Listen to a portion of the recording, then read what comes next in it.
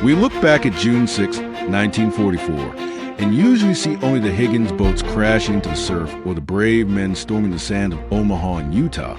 But have you ever stopped to ask how an entire army simply appeared on a hostile coast without a single working port to welcome them? How do you fuel thousands of tanks when your enemy controls every gas pump in Europe? And how do you smash through concrete fortifications that took 4 years to build in just a few hours? The story of D-Day is often told as a triumph of spirit. Yet the victory was actually secured by a hidden world of strange machines, floating concrete islands, and a logistical gamble so massive that failure would have meant the end of the Allied cause. Over the next 20 minutes, we are going to look past the famous newsreel footage to reveal the engineering marvels and the crushing human cost that truly broke Hitler's Atlantic Wall, uncovering the invisible war that made the invasion possible. To understand the sheer madness of the D-Day plan, you must first look at what the Allies were facing. By 1944, the coast of northern France was not just a beach. It was a continuous reinforced kill zone known as the Atlantic Wall, rigged with millions of mines, submerged steel obstacles designed to tear the bottom out of landing craft, and bunkers with sight lines overlapping every inch of sand. The Allied commanders knew that sending infantry alone against this fortress was suicide, so they had to ask a desperate question. How do you bring heavy armor ashore before the first soldier even touches the ground? The answer came from the mind of Major General Percy Hobart, a man whose ideas were so unconventional he had been forced into early retirement before the war. He returned to create Hobart's Funnies, a menagerie of modified tanks that looked like science fiction to the soldiers of time. Consider the Crab, a Sherman tank fitted with a spinning flail of heavy chains on the front, designed to thrash the ground and detonate mines before it could kill the crew, or the Crocodile, which traded his machine gun for a terrifying flamethrower pulling an armored trailer of fuel, capable of clearing bunkers that bullets couldn't scratch. But the most ambitious gamble was the Duplex Drive Tank, a 30-ton steel beast wrapped in a canvas screen that allowed it to float and power itself through the waves like a boat. The plan was for these swimming tanks to launch miles offshore and arrive with the first wave of infantry, providing instant heavy fire support. On D-Day, the results were tragic and heroic in equal measure.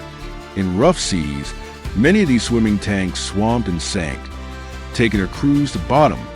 Yet where they did make it ashore, they provided the critical punch needed to break the German lines. Once the beaches were seized, however, a new and even more dangerous problem arose, one that keeps generals awake at night: starvation. A modern army is a hungry beast, consuming thousands of tons of supplies every single day, and the Germans had heavily fortified or destroyed every major port in France to deny the Allies a foothold. So, if you cannot capture a port, how do you sustain an invasion? The British solution was audacious. They would bring their own harbors with them, codenamed Mulberry. These were massive artificial ports constructed in secret across Britain, consisting of enormous concrete casings, floating roadways, and pier heads. Towed across the English Channel at a snail's pace by tugboats, these concrete giants were sunk off the coast of Normandy to create instant breakwaters the size of Dover Harbor. It was an engineering miracle, allowing supply ships to unload trucks and tanks directly onto the waves. But nature proved to be as formidable an enemy as the Germans. Just days after the invasion, the worst storm in 40 years battered the coast, completely destroying the American harbor at Omaha Beach and severely damaging the British one at Arromanches. The twisted steel and sunken concrete that remained served as a grim reminder of how fragile the lifeline really was. Yet through sheer determination, the Allies repaired the surviving harbor and poured millions of men and vehicles into France. But vehicles need more than just a road to drive on. They need blood, and the blood of a mechanized army is gasoline. As the Allied armies broke out of Normandy and raced toward Paris, their thirst for fuel became unquenchable, threatening to stall the entire advance. The solution was as secretive as it was brilliant: Operation Pluto, standing for pipelines under the ocean. While battles raged above ground, engineers were unspooling miles of flexible, hollow piping from the back of giant floating drums, laying a fuel line directly on the floor of the English Channel. This underwater artery eventually pumped millions of gallons of fuel from Britain directly to the front lines, bypassing the vulnerable and chaotic supply trucks. On the surface, without Pluto, the rapid liberation of Europe might have ground to a halt, giving the German army time to regroup and counterattack.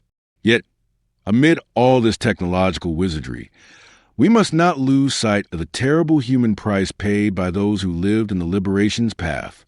We often think of the French civilians as cheering crowds waving flags, but for the people of Normandy, D-Day was an apocalypse of fire and steel.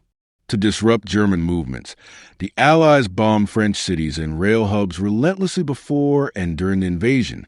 The city of Caen, a critical objective, was reduced to little more than a pile of rubble, with thousands of French men, women, and children buried beneath their own homes.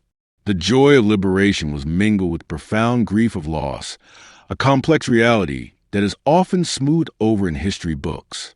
The friendly fire of freedom killed an estimated 20,000 French civilians in the Battle of Normandy, a staggering cost that reminds us that the machinery of war, even when used for a just cause, is inherently destructive. The human cost extended to the minds of the liberators as well. The psychological strain of combat in the hedgerows of Normandy thick, ancient walls of shrubbery that turned every field into a fortress broke brave men just as surely as shrapnel. Soldiers fought at close quarters, often unable to see the enemy just yards away, living in a constant state of hypervigilance that we now recognize as a precursor to severe trauma. The hidden machines of the war were not just the tanks and pipelines, but the systems of medical evacuation and psychiatric triage set up to handle the thousands of battle exhaustion casualties. This was a war of attrition where the breaking point of the human mind was tested as rigorously as the steel of the tanks. Ultimately, the victory in Normandy was not simply a result of overwhelming numbers, but a triumph of integration man and machine, logistics and courage, innovation and sacrifice working in a fragile harmony. It was the swimming tanks that surprised the defenders, the floating harbors that fed the advance, and the underwater pipelines that fueled the chase, all bought with the lives of soldiers and civilians alike. The legacy of D-Day is found not just in the geopolitical freedom of Europe, but in the precedent it set for complex international cooperation and engineering under extreme duress. As we reflect on these hidden layers of history, it changes how we view the grainy footage of June 6. We stop seeing just a battle and start seeing a vast, intricate machine built of concrete, steel, and flesh, designed to do the impossible. If this deep dive into the engineering and hidden costs of D-Day gave you a new perspective on the invasion, please take a moment to like this video and subscribe for more documentaries that look beneath the surface of history. I would love to hear your thoughts in the comments below. Do you think the technological innovations like the Mulberry Harbors were the decisive factor in the war, or was victory ultimately determined by the sheer grit of the infantry? Let me know what you think. To fully grasp the magnitude of the victory, we must rewind the clock and look at the invisible war that was fought not with bullets, but with shadows and lies. Long before the invasion fleet set sail, a different kind of machine was at work, a vast, intricate engine of deception known as Operation Fortitude. The Allies faced a terrifying problem. The Germans knew an invasion was coming. They just didn't know where.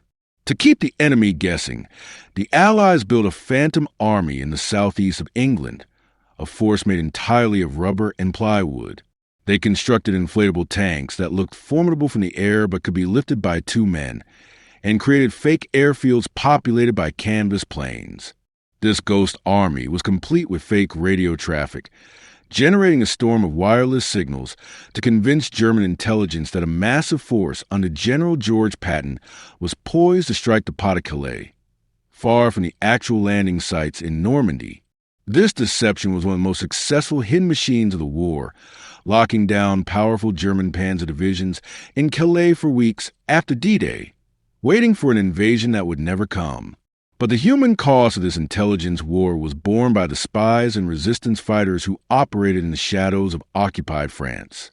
These men and women, often working with the British Special Operations Executive, played a deadly cat-and-mouse game with the Gestapo to feed false information to the enemy and destroy vital infrastructure. For every bridge blown up and every telephone line cut to isolate the Normandy battlefield, there was a terrible price. Captured agents faced torture and execution, sacrificing their lives in silence to ensure that when the real machines of war arrived, the German response would be paralyzed by confusion. Once the deception had done its job and the beachhead was established, the Allies faced a new, unforeseen nightmare that no aerial photograph could have prepared them for: the bocage. We often picture the liberation of France as a sweeping drive across open fields, but the reality was a claustrophobic slugfest through an ancient labyrinth of hedgerows. These were not garden hedges, but thick, earthen walls topped with tangled vegetation that had stood for centuries, dividing the Norman countryside into tiny, boxed-in kill zones. A tank pushing through a hedge would expose its vulnerable underbelly to German anti-tank weapons waiting on the other side, and infantry were cut down by machine gun fire from invisible positions. The mighty Allied war machine, designed for speed and maneuver, ground to a halt in this green hell, and morale began to plummet as the casualty list grew longer with every captured field. The solution to the hedgerow stalemate did not come from a general in a distant command bunker, but from the ingenuity of the soldiers on the front lines, highlighting a hidden layer of democratic adaptation that the rigid German hierarchy could not match. A sergeant named Curtis Cullen, listening to frustrations of his fellow tankers, developed a crude but brilliant invention. He welded steel prongs, salvaged from the Germans' own Czech Hedgehog beach obstacles, onto front of American tanks. These Rhino tanks could now slice through the earthen banks like a hot knife through butter, keeping their guns level and allowing the infantry to break through the natural fortifications. It was a victory of grassroots engineering, transforming the debris of the enemy's defenses into the tool of their destruction, yet came only after weeks of brutal attrition that left the fields of Normandy soaked in blood. As the breakout finally gathered speed, another hidden machine, this one made of rubber tires, and sweat roared into action to solve the crisis of logistics. The sheer speed of the Allied advance toward the German border stretched supply lines to the breaking point. The trains were destroyed, and the pipelines were still being laid. The answer was the Red Ball Express, a massive, endless convoy of nearly 6,000 trucks running day and night on a one-way loop system from the beaches to the front. The drivers, the vast majority of whom were African-American soldiers, performed Herculean tasks, driving for up to 36 hours at a stretch without sleep, dodging landmines and strafing Luftwaffe fighters to deliver the fuel and ammunition that kept the army alive. Their contribution is often relegated to the footnotes of history, but without this relentless, rolling machine of logistics, the liberation of Europe would have stalled in the autumn mud. Behind the front lines, yet another revolution was taking place, a hidden machine of mercy that changed the human cost of war forever. D-Day was the first major conflict where the full power of modern medicine was deployed alongside the weaponry. The innovation of mass-produced penicillin meant that gangrene, the ancient scourge of the wounded soldier, was no longer a guaranteed death sentence. Furthermore, the Allies established a complex chain of evacuation, using LSTS landing ship tank that had delivered tanks of beach to immediately take on wounded men for the return trip to England, effectively turning combat vessels into floating ambulances. This system, combined with the widespread use of blood plasma on the battlefield, meant that if a soldier survived long enough to reach a medic, his chances of survival were higher than in any previous war, a testament to the fact that the machinery of saving lives was advancing just as fast as the machinery of taking them. However, we must also shine a light on the devastating collateral damage that accompanied these technological triumphs, particularly the destruction of the beautiful Norman landscape and its architectural heritage. The hidden machines of aerial bombardment, guided by primitive radar, often missed their military targets and obliterated centuries-old towns like Saint-Lô, which was famously dubbed the capital of ruins. For the French civilians emerging from their cellars, the liberation was a landscape of dust and ash, where the cultural memory of their region had been erased by the necessities of war. The emotional toll of seeing one's history pulverized is a human cost that lingers for generations, a silent trauma that stood in stark contrast to candy and cigarettes being handed out by the passing GIs. As the summer of 1944 turned to autumn, the hidden machines of D-Day, the floating harbors, the swimming tanks, the deceptive signals, and the rolling convoys had done their job, pushing the front line to the German border. But as the adrenaline of the invasion faded, a different kind of reality set in for the men who had survived the beaches and the hedgerows. They began to realize that the victory was not a single moment, but a grinding endurance test that had permanently altered them. The psychological machinery of the soldier had been pushed beyond its limits. Men who had stormed the Atlantic Wall with nerves of steel were now trembling uncontrollably at the sound of a snapping twig. This combat fatigue, as it was known, was the final hidden tax levied by the war, a cost paid in nightmares and silence long after the treaties were signed and the tanks were rusted scraps. The story of D-Day is therefore not just a story of generals and maps, but a complex tapestry woven from the genius of engineers, the sweat of truck drivers, the suffering of civilians, and the quiet courage of those who built the impossible. It forces us to ask, what is the true price of freedom? Is it measured in the dollars spent on mulberry harbors or in the empty chairs at dinner tables across the world? As we look back on this pivotal moment in history, we see that the invasion of Normandy was the greatest industrial project of the 20th century, a moment where the entire industrial capacity of the free world was focused on a single point on a map.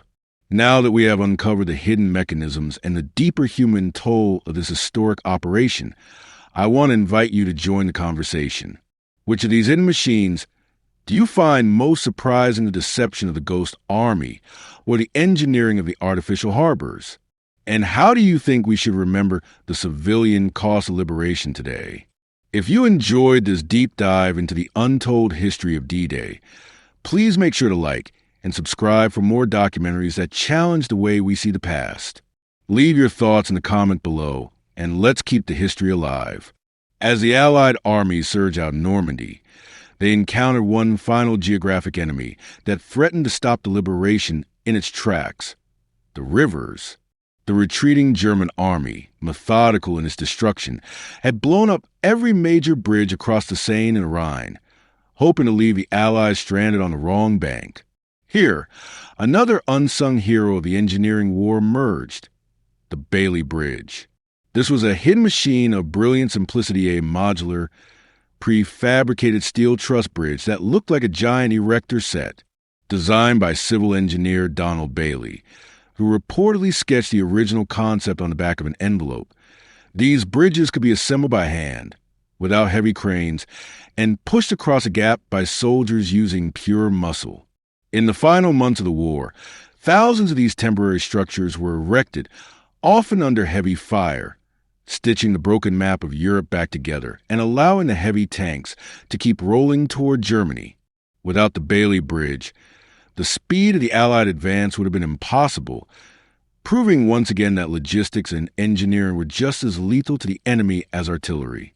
But as the front line moved east, the nature of the human cost shifted from the attrition of the hedgerows to a terrifying display of overwhelming firepower known as the Falaise Pocket. This was the moment where the hidden machines of the Air War, the Hawker Typhoon, and P-47 Thunderbolt fighter bombers converged with the ground forces to encircle the retreating German 7th Army. The result was not a battle, but a destruction of biblical proportions. Pilots described the scene below as a continuous river of fire, where thousands of vehicles and horse-drawn convoys were trapped on narrow roads. The Corridor of Death, as it came to be known, was a grim testament to the total industrial superiority the Allies had achieved. The machinery of war had become so efficient that it ceased to be a contest of skill and became a mechanism of pure annihilation. The stench of the battlefield was so overpowering that pilots flying hundreds of feet above reported smelling death in their cockpits, a haunting sensory detail that underscores a horrific reality behind the strategic maps. Yet, amid this industrial slaughter, there is a forgotten human element that defines the later stages of the campaign: the replacement. as casualties mounted. The initial waves of highly trained troops of men who had practiced for D-Day for years were replaced by fresh-faced teenagers pulled from training camps in the U.S. and Britain. These young men were often thrown into established units where they knew no one, lacking the cohesion and experience of the veterans. They were fed into the machine of the front line like spare parts, often becoming casualties within days or even hours of arriving. The turnover was so high in some rifle companies that by the time they reached the German border, the unit consisted almost entirely of men who had never seen a beach in Normandy. This constant churning of human lives is a hidden cost often obscured by the flags and victory parades. It reminds us that the army that celebrated victory in May 1945 was largely a different army than the one that landed in June 1944. Ultimately, all of these hidden machines, the floating harbors, the pipelines, the deceptive radios, and the modular bridges lead us to one quiet, final place, the Normandy American Cemetery at Colleville-sur-Mer. Here, on a bluff overlooking the very beaches where the chaos began, the machinery of war is replaced by the geometry of peace. Over 9,000 white crosses and stars of David stand in perfect, agonizingly straight rows, a stark contrast to the tangled, violent mess of the invasion. Each marker represents a universe of lost potential, a father, a son, a builder, a dreamer who paid the price for the engineering marvels and strategic gambles we have explored. The true hidden cost is not found in the budget sheets of the War Department, but in the silence of this field, where the wind coming off the English Channel is the only sound. When we look back at D-Day and the Battle of Normandy today, we must widen our lens beyond the newsreel footage of soldiers running through the surf. We must see the colossal industrial effort that underpinned every step, the sheer audacity of the engineers who turned the English Channel into a highway, and the terrible price paid by the men who operated these machines and the civilians who lived in their path. The victory was a triumph of the human spirit, yes, but it was also the ultimate triumph of logistics and innovation over tyranny. It serves as an enduring lesson in the face of impossible odds. The combination of courage and ingenuity can quite literally move mountains and oceans. Thank you for joining me on this journey behind the scenes of history's greatest invasion. I hope this documentary has given you a new appreciation for the invisible war that made the visible victory possible. As we close this chapter, I want to ask you one final question. Looking at the incredible rapid innovation of World War II, from the swimming tanks to the mass production of penicillin, do you believe such technological leaps are only possible under the pressure of total war, or can we replicate that urgency in peacetime? Please like this video, subscribe to the channel, and share your answer in the comments below. I read every single one and look forward to discussing the legacy of the greatest generation with you